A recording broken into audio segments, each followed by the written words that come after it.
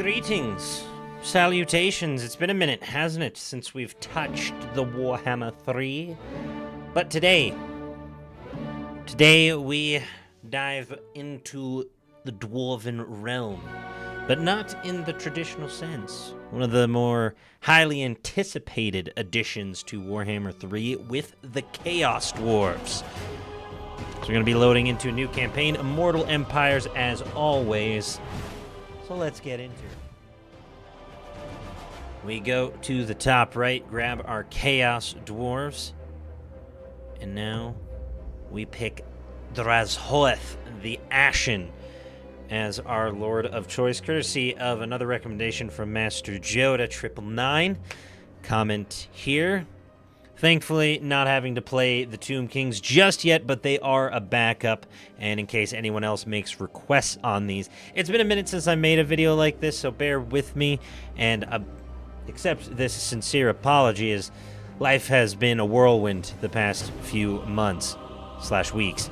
But we're back on the grind. We're playing Marvel, we're playing Warhammer, we're playing Call of Duty, playing all sorts of fun stuff. So, without any further ado, let's get into it. Now, your early game is going to be a lot of these orc and goblin laborers. They have to call them laborers instead of slaves. They are not getting paid anything. But your strength with Chaos Dwarves is in your monstrous infantry and hellish creations and the Kadai units. Luckily, you start off with a Kadai Fireborn unit, and they are vicious anti-infantry. You also, of course, like other Dwarven factions, your artillery and your war machines are gonna hit hard, but they will be expensive. It will take time. We get a couple of his Lord effects. We get extra movement, minus 10% for Kadai units on upkeep, and his passive +8 melee attack, Dark Renown, during the entire battle in a 55-meter range. I have the hiccups, oh god. Not during a recording sesh. Oh, excuse me. You start fairly close to the other Chaos factions in the Chaos Wastes, or Chaos Dwarven factions. They are a bit further north while you are to the south. So, in this area, you're going to have to deal with orcs, Nurgle, Cathay, some wood elves, ogres, and a few other scattered factions in there, as well as some other chaos. But your big bad is probably going to be Nurgle and High Elves early. You have the little Dragon Lord over here, so just be careful. Those dragons can be a menace. Flying units in general can be a menace to Dwarven factions, especially their ranged units. You have no unpleasant climates, no uninhabitable climates. You are suitable everywhere. Quick pause for lore. All right. Now, without any further ado, let us get into the campaign. We'll describe how Chaos Dwarves are played. We'll do a quick battle. And, of course, we'll take a look at our main boy, Drazhoath the Ashen, Legion of Asgore. Start the campaign. Let's get to it. And we're here. We load in to our factories and our mining camps.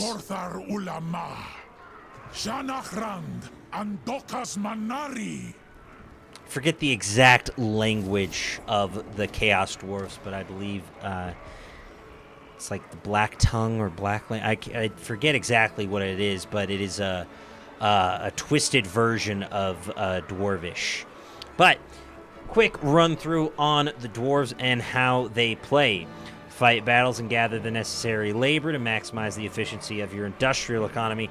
This is going to be your city management. You spend armaments in the Hellforge, use conclave influence, which we'll get to later, and then military convoys for big boons or trading, similar to Cathay's convoys. But as you'll notice, industrial economy is going to be your primary focus, and you'll see it in the top bar here. Your raw materials turn into armaments. Armaments you can then sell for gold. Gold can be used to buy raw materials and to buy armaments if needed to spend on upgrades. Either way, you want to try and keep your efficiency at 100% at all time.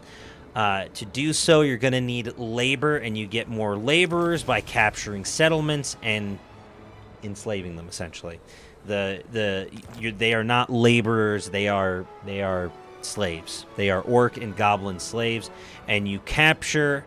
It is one of the options post battle. For the troops that you captured, because typically it's you can release the captives, you can execute them, or you can basically ransom them, or the traditional big three for the most part. But you get other options with the Chaos Dwarfs, and that is sending them as laborers to your various industrial sites and mines. We're just going to get our Infernal Castellan in our army, just embed him right away. And you'll notice our starting army may have some additional units. We have Bull Centaur Renders, which are basically cavalrymen. Think of Castigors for the Beastmen. We have a few Orc Laborer units, but we also have some Chaos Dwarf Warriors and Blunderbusses, Fireglaves, and of course the Kadai Fireborn, which I'm excited to show y'all in the first battle. Anyways, we'll take a look at our first couple of settlements, and you'll notice that here we have our fortresses and our outposts or work camps. Work camps and fortresses are going to be your big mix of settlements. Do you want a settlement to produce armaments or raw materials? Either way, both settlements will need laborers, to my knowledge, and it's about keeping that average efficiency at 100%. So, you may have seen things known as the Hellforge and the Tower of Zar. Tower of Zar is basically a way to get global or unit-specific buffs using influence, and you gain influence through events, labor actions, missions, settlement buildings, and temples of Hashut, which is the Chaos Dwarf's god or deity. But anyways, the Hellforge, where you're going to see your biggest boons and buffs and your most powerful units. Obviously, your war machines, true bread and butter, your melee infantry as well. We go over to our ranged infantry, which are devastating in just basic combat and can wipe units and are incredibly effective. Then, of course, we have our flying monsters, which are Tauruses and various amalgamations of them. Some Chaos Dwarves have them as mounts, others do not. It just depends on the lord or hero that you have. But if we take a look in our armory, we need to scroll over just a little bit further. I was like, where are Kadai units? We only have 2, but they are incredibly powerful, but also incredibly expensive. The biggest of the bads is a Kadai Destroyer, a Tier 5 bound Fire Daemon, Hellforged, and an absolute beast. Has 11,500 HP, 104 armor, and just at a base 690 weapon strength is just truly incredible to see on a battlefield, and will tear up just about any unit you want to throw it against. Anyways, we won't go spending anything just yet. Let's take a look at our main lad, Drazhoath the Ashen, shall we? In our character details. Of course, typical dwarven stature, but you'll notice he is a bit more chaotic in look. Fangs jutting out of the mouth, similar to an orc, and they are despised amongst their dwarven brethren for many a reason. But we don't have any of our legendary items just yet, but obviously they help with either spell casting, which you'll see a lot for the Chaos Dwarves. Obviously, with that chaotic influence, they have a lot more magical potential than their, regular dwarven brethren. But our Graven Scepter is fairly basic, but +4 control is nice. But the Graven Scepter is what you really want, which imbues magical attacks, base weapon damage plus 20, armor piercing plus 20, and melee plus 20. So just turns your weapon into something fierce. So be careful, or rather can cast it on that active ability and will imbue with magical damage. Next is your Crucible or your Arcane item. Plus 10% for Lore of Hashut spells. The passive ability is the Daemon Spike Crucible. Up to a 60% spell mastery, and the effect intensity increases with each kill made by the unit. Maximum intensity at 100 kills, so the more kills you get, the more intense the spells can be. And then you get a little spell resistant, a little extra leadership. And then the amulet, melee damage reflection plus 20, and then an damage resistance plus 10% while in melee combat, plus a 5% ward save, and a Winds of Magic power reserve plus 5 for the entire army on both of those. So pretty big boons once you get all of them. But anyways, we go to our skills now, and we do have a Baal Taurus as a mount, so we can fly around, cast spells, get out, and that is where I would want to level up first.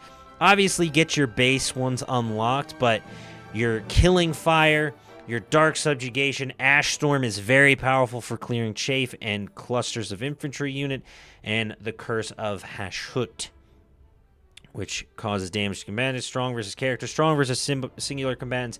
Think of that as like a leech or drain spell, but for the Chaos Dwarves. You have your basic Lord ones as well. He's a melee specialist, so really big, really strong armor, very high weapon strength, good in a duel, good for casting spells. If he's on his mount, he's going to be more of a spellcaster because he's going to lose a bunch of melee defense. He's a bigger target, and especially his armor. That armor rating drops by 41, so you take a huge hit to your armor, but your mobility increases tenfold. So, spellcaster, you're going to be fighting a little bit more. Just depends. Some of his later spells, the Hellhammer sounds like an absolute nightmare. The Flames of Asgore, Earthing, and Magical Reserves, and then Arcane Conduit, which is a typical final 3 for any spellcaster. Anyways, without any further ado, let's get into our first battle. You get your typical, default army. It's going to be weaker and just a level 1.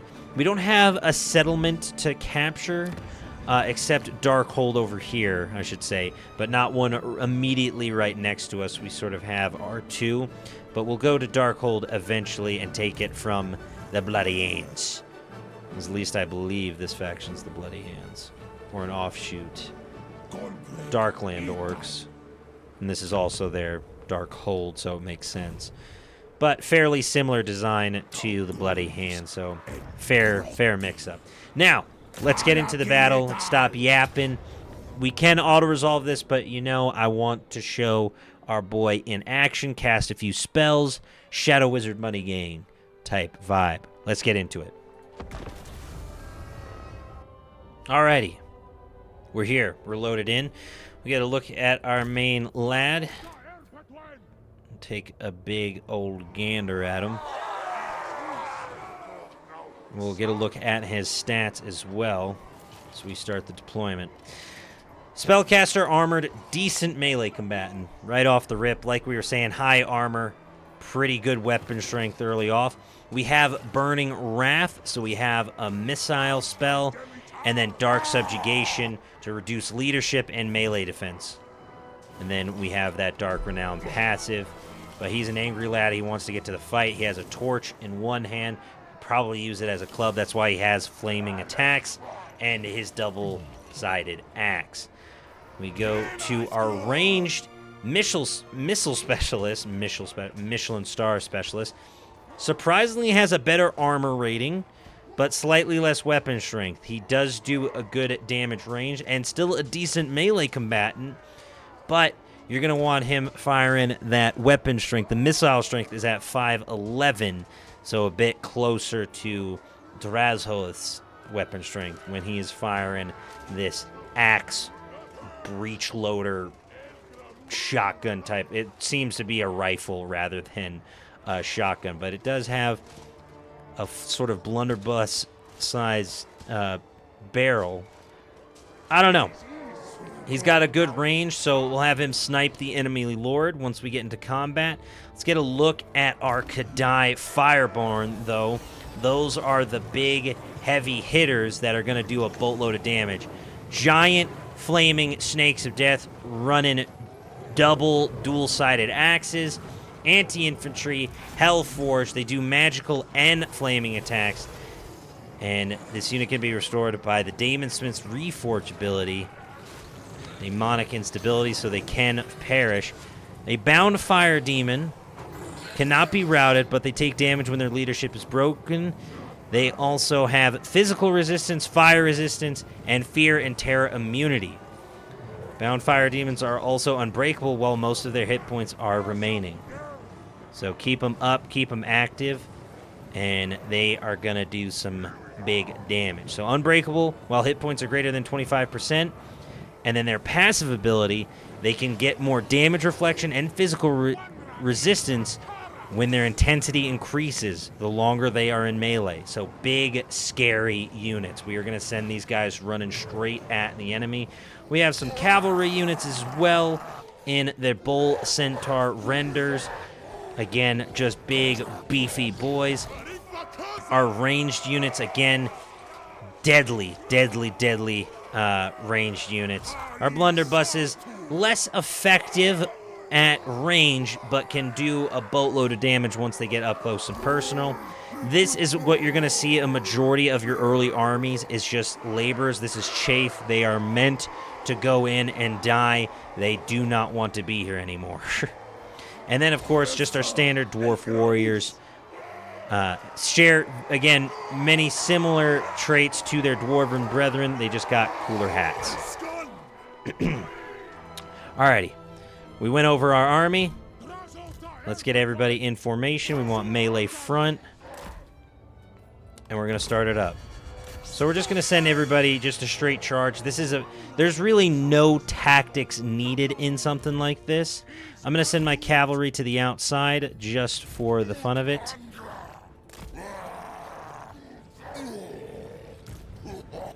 But I'm going to get my missile specialist immediately targeting their lord as soon as possible, so he just needs to get in range. He has a 185 range, so a bit further than our oh my god, the hiccups are hitting me today. Infernal Guard. But we're going to send our laborers up first. We're just going to have them at a run. And then we're going to want our ranged units to engage first, I think. So we'll pause most of them here, but we're going to send the laborers in to delay them. And we'll keep our guys here. We do have a bit of a swamp effect here in this water, so it's going to affect our mobility, but we'll get these guys to flank around. Get our laborers, and we'll get our Kadais on these black orbs. Get these guys on their arrow boys. Oh, look at them. They're like dolphins, baby. Going in through the water. And just the combo of the Bull Centaurs and the Kadai Fireborn, deadly as ever. You know, we'll get a proper look at the Kadai on the arrow boys. We can't slow motion this, but we'll see them in movement. They pop the wog. The Kadai Fireborn are going in. That is such a cool animation, how they dive in like dolphins through the earth and start tearing them up. Oh, they have some fun animations. Look at that. Oh, those guys look vicious. Just tossing these arrow boys. They don't stand a chance. Okay, our Centaur riders are getting messed up by these black orcs, so we're going to send them away. We got a Dreadquake battery. Dreadquake should be vicious, so we'll cast that right here. See how that affects them. Pop it in, pop it in. Dreadquake coming in. Boom, boom. And then we're going to drop this subjugation to affect the leadership and melee defense of these black orcs. Get our Kadai Fireborn in there. Get our bulls out of the fight. Meant to cycle charge, not sustain against heavy infantry. Kadai Fireborn should melt these Black Orcs, especially with the subjugation on them. But you see our ranged units just going to work, peppering in shots. Our missile specialist should be targeting their lord, but has not been able to hit, it would seem. Send in Drazhoath the Ashen. Don't want him to get affected by most of this range, so we'll just send the troops back a bit. But we'll still have our missile specialist go to work. I wanted to get the bulls out of there. I just wanted the Kadai to go to work. Man, these guys look cool. Just their animations alone. Oh, and they're spitting fire at them. Vicious. No, listen to my orders. Don't charge in.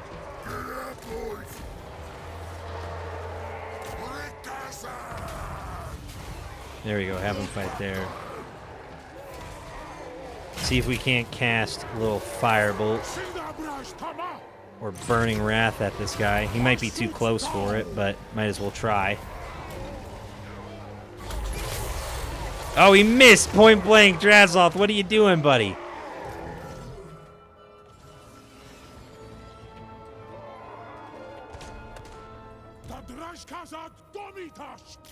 Okay, we're going to have everyone halt, but I want the Kadai to chase down their lord. So I just want to see their little, or even chase them down, because I want to see their dolphin emote again, or their dolphin movement. I don't know if they'll start doing it until they charge, but they should be able to catch up to them rather quickly, despite the swamp nerf into speed.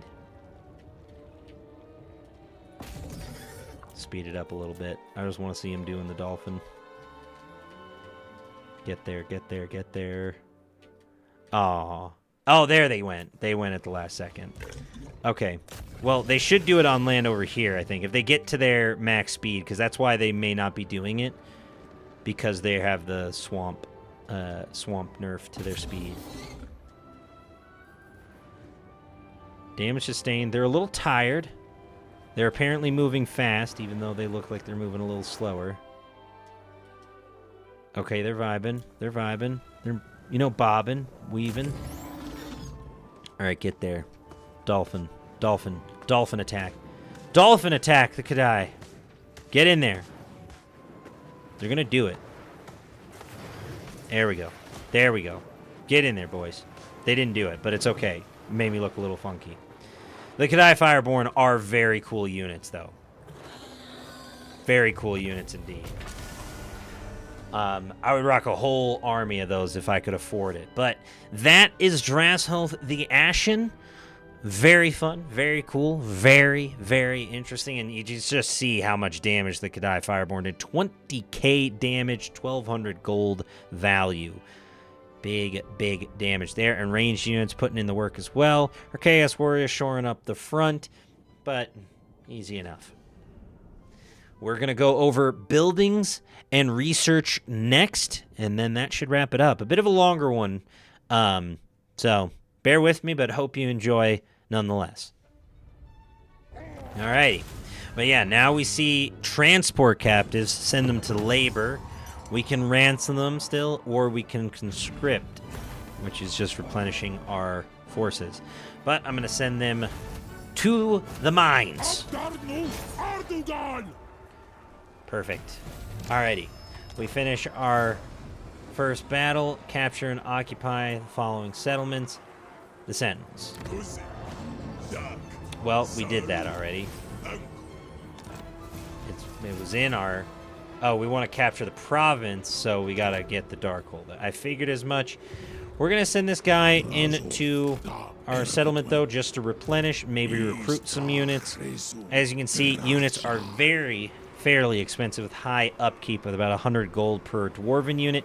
That is why you see a lot of laborer armies early on, just because they can chafe and just take the brunt of these early attacks. So that's what I'm going to grab.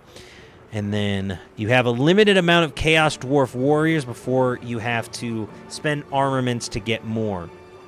So think of it as like the beastmen with their dark shards or death shards or blood shards. And you have to spend points to unlock additional units of that type. But we should have enough to get some Chaos Dwarf warriors, some Chaos Dwarf warriors with great weapons. We're going to get 4 of those guys. And that's spending a ton of gold. And we'll round it out with some goblins. With just one well, we'll just get the same laborers that we got, which is the Savage Orc Slaves. But that's because I'm using the Radius mods, so don't expect to see the same units. I would recommend the Radius mods if you're looking to expand your palette in Warhammer 3. But anyways, we have our specialty buildings for our starting. We have, your typical... We're just going to go to the building browser. So here is where you'll see for the fortress, which is obviously your fortresses are your big army makers, essentially. Your troop recruitments, where you're going to find all your monsters, your Kadai units, your Kadai destroyers, your heroes, your lords, so on and so forth. And there is a lot of different buildings, a lot of different tiers to expand that. So play your buildings out right and what you're going to want first. I usually like trying to grab my Infernals, your Chaos Dwarves, just because your infantry, despite all the fancy toys you got, is still your bread and butter. So I would say focus your infantry and then your war machines, because your Iron Daemons, your Magma Cannons, your Death Shrieker rocket launchers, and of course the Dreadquake Mortar itself are going to be big in the early game and just clearing out armies and attacking settlements. Obviously, you have to focus on your income as well and your growth early on. So that is what I'm going to focus on, is trying to find my growth and where I can expand that if I can't expand it already. We'll go to our mines, and here is where you're going to need to balance your economy.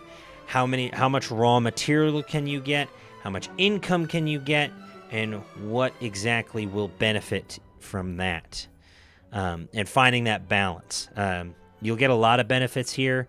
Obviously, I'm going to get my income here for my mines. Now, the fun part about when you're playing the Chaos Dwarves is you can rush construction, but at the cost of labor. So if you have enough extra labor, and you can notice where you need to balance it here in the bottom left. Okay, I have 600 labor to 200 workload. So it's totally fine. We're losing 24 labor because you need to keep your control levels. If the orcs rise up and riot, you will have a rebellion on your hands. So you have to manage that based on your control levels and the factors at play in game. But as long as your labor count is above your workload, you will get a net positive of raw materials to create armaments. Now, if we go back to the Black Fortress, we need to figure out what we're building here. Now, we can get our Sentinels of Uz-Kulak at tier 4, or our Scions of Hashut. I'm going to go with my Scions, but it's going to cost me raw materials, and I want my recruit rank. I think I might go for income, actually, because I'm not seeing growth anywhere, surprisingly enough. So we don't have any growth options, unfortunately. We're just going to have to wait it out and get enough raw materials, I think, is the play here. So it's not necessarily growth, but how much you manage industry. Learn something new every day. I did not know that. You need to manage your industry, so we're going to go full industry and grab more gold. But as long as you keep in balance on your efficiency, you're selling and utilizing enough armaments in your Hellforge to upgrade and get more of your infantry and elite units and so on and so forth. Balance it out. Play it out. If you played the Beastmen before and you want a little bit more city management rather than roaming, the Chaos Dwarfs are the faction for you. and focus on your spell casting and getting Drazhoath's mount, because while he may be a decent melee combatant, you're going to be able to output more damage and have a greater effect on the battlefield with your spells. I hope you enjoyed today's video, folks, and we'll catch you in the next one. Bye. Bye-bye now. Bye, guys. Subscribe. I forgot to go through the research tree, so we're going to go through it right now. I was yapping for a solid 3 minutes to myself because I forgot to hit record for this secondary bit, but you have to go through 3 different trees: industry, sorcery, and military. Military obviously is going to buff your units. Sorcery is obviously going to buff your spellcasters and your lord. Industry obviously going to help your economy. So do you want to focus your economy, your lords, and your heroes, or do you want to focus your military? This all comes to the balance of your conclave influence, your armaments, and your raw materials, because you're going to have to spend thousands and hundreds of each individual thing to unlock the highest tier upgrades and buffs for your economy. Ideally, you want to find a good balance of your industry and military. But you also can't forget about your sorcery. It's really catered to how you want to play as the Chaos Dwarves. Do you want to prioritize your military strength? Get strong early, get buffs for your units, get higher tier units quicker by increasing your armaments, or at least allowing to recruit more of the same unit type? Or would you rather become a powerful spellcaster, casting down powerful spells to wipe armies off the earth, basically making your units' jobs a lot easier? Go through your military, you can get weapons depot, +1 recruit ring, your weapons of war increase. There's so many minute things. Instead of just 1 regular tech tree, you have 3. So it comes into the balance. Do you want to focus your econ, your sorcery, your spell casting, or your units, your armies? Balance it out, figure out how you want to play, and go from there. I typically focus industry first, because the higher my industry is, the more gold I have, the more armies I can field, the more trade routes I can muster, the more gold, more everything, more problems. So we'll start off with merchant guilds and get our income from trade tariffs +5%, and tradable resources produced is up by 5% as well. We don't necessarily have any trades right now, so we might go with labor gained in post-battle +10%. So we keep our laborers stocked and our mines continuously flowing out raw material. Because right now we're getting all positives and we're at 100%. So find your balance, find your play style, and go from there. This is an extra 3 minutes on the video because I forgot to go through it originally. So goodbye. Goodbye. Bye-bye. Bye-bye now. Bye-bye. Subscribe.